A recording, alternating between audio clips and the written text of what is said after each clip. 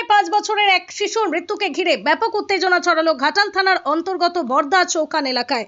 পরিস্থিতি সামাল দিতে ঘটনাস্থলে হাজির হয় ঘাটাল থানার বিশাল পুলিশ বাহিনী ও কেন্দ্রীয় বাহিনীর জওয়ানরা।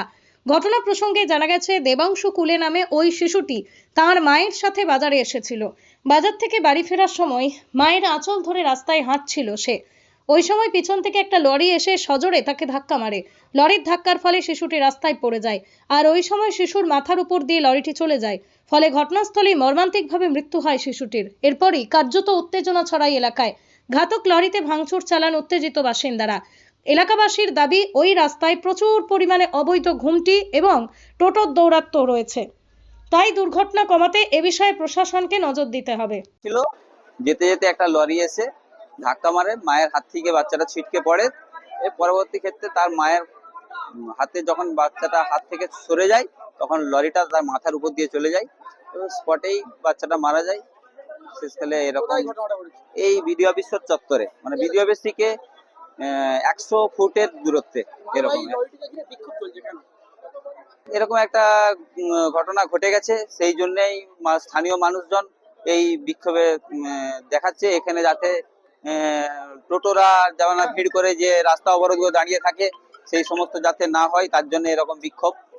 এছাড়া আমরা এখানে এমএলএ সাহেবকেও বলিয়েছি, শীতলবাবুকে, তো যাতে এরকম টোটো লাইন দিয়ে না দাঁড়িয়ে থাকে বা এই রাস্তা যাতে ক্লিয়ার যানজট মুক্ত থাকে তার জন্য জানিয়েছি। আমার নাম শোভনেশ রায়।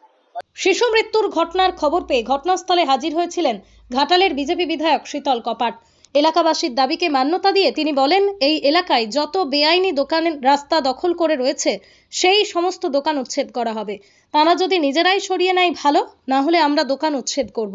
মানুষকে নিরাপদে চলাচলের জায়গা করে দিতে হবে। এর জন্য রাস্তা চওড়া করতেই হবে।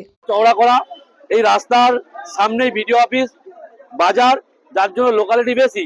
টোটোওয়ালা কিছু রাস্তা জ্যাম করছে, দোকানদাররা আস্তে আস্তে চালা বাড়িয়ে নিয়ে আসছে, ঠেলা ভাড়া বাড়ছে, যার জন্য রাস্তা সংকট হচ্ছে, ছোট হয়ে আসছে।